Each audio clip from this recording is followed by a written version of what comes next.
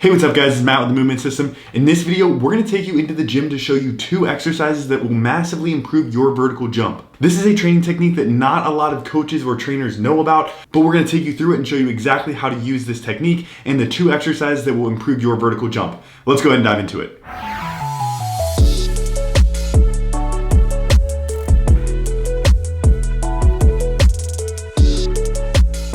Okay, so the 2 main exercises that we're gonna cover are vertical jump exercises, but they're very high intensity and we need to ramp up our CNS or our nervous system before we get into those drills. So you're gonna want to start with something like a dynamic warm-up. That can start with some general exercises like lunges and things like that to open up your hips. And then I also recommend to work into something like a rolling drill to get your body used to rotation and generating power.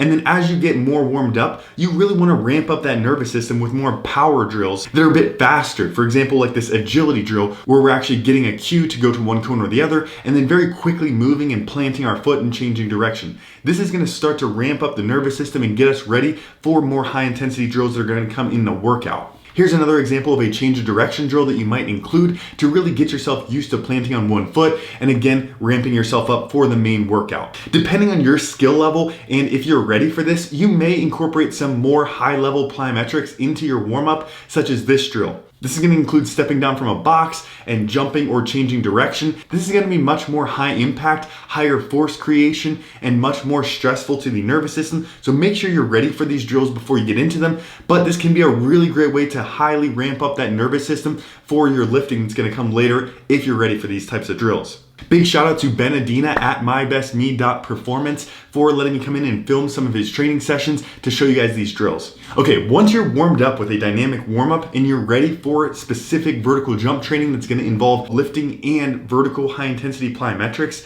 then we can get into this technique, which is called the bracketing technique. Not a lot of people know about this technique, but it involves overspeed and underspeed exercises surrounding where you're going to be performing the vertical jump.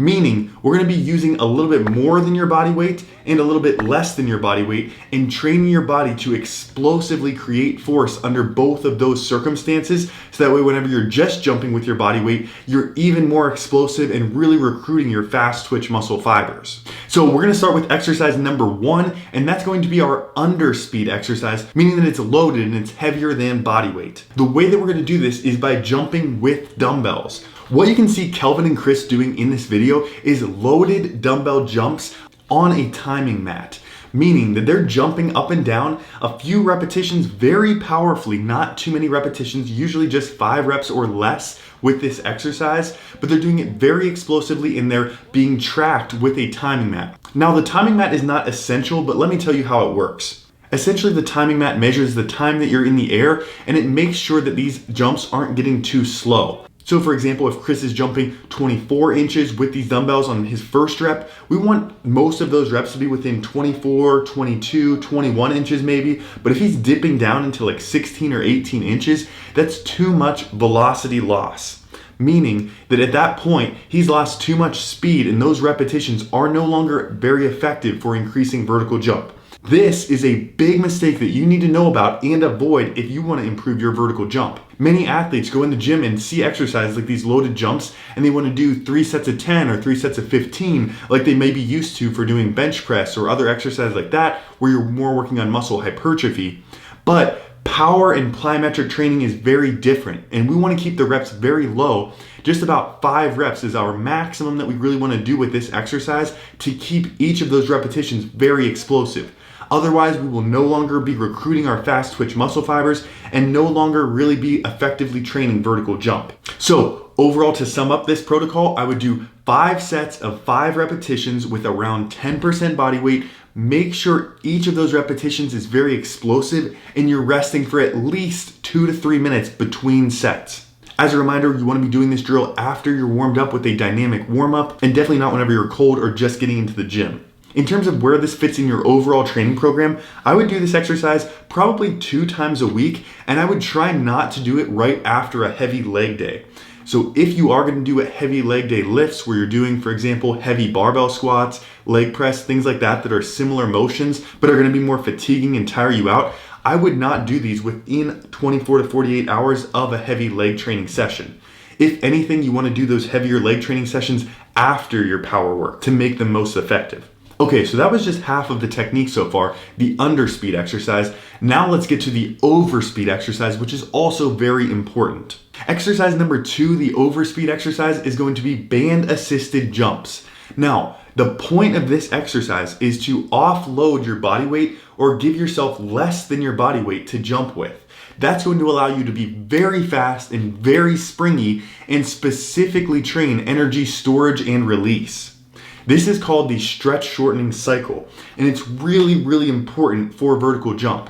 When it comes to jumping, we don't just jump with the amount of muscle force that we can just create. We also store energy whenever we're stepping into a jump or whenever we're dropping our arms down. So for example, whenever you're testing your vertical jump, you want to throw your arms down really hard and really stretch and load up that stretch shortening cycle and store a lot of energy so that you can jump higher on the concentric or the jumping phase of that vertical jump attempt. If you're not doing this already, make sure you immediately go ahead and change your vertical jump technique so that way you throw your arms down hard and store more energy so that way you can immediately jump higher. With this overspeed exercise where we're offloading our body weight and giving ourselves a band assist and doing these repeated quick jumps, we're specifically training that stretch shortening cycle to store energy and release energy very quickly with short ground contact time. This is a really important way to train our fast twitch muscle fibers, train our tendons to store and release energy very efficiently and very quickly, and also prepare us for the demands of many jumps within a game and being able to be explosive for many repetitions. This drill we can do for slightly higher repetitions because there is less load. So I typically recommend around 10 to 20 jumps and then a solid 2 to 3 minutes of rest. Those jumps are going to be quicker and more reactive, so that 10 or 20 jumps should still only take around 10 or 15 seconds. Beyond that, we're going to start to be slower and not get as effective training to that stretch shortening cycle. As a reminder, we don't want to just train one of these exercises. You may find that one's easier than the other to set up or to do, but you really want to make yourself do both of these drills so that you can get the most effective training of both the overspeed and the underspeed to best develop your fast twitch muscle fibers. If you guys want to see how I set up a full vertical jump program, go ahead and comment vertical jump program below. And if there's a lot of interest in that, I will show you guys exactly how I structure a full program for improving your vertical jump. Because again, this does take time. It's not just about doing drills 1 day or 2 days. You have to train hard and progressively overload over time. Make sure you guys subscribe so you don't miss any future videos, and I will catch you in the next one. Thanks.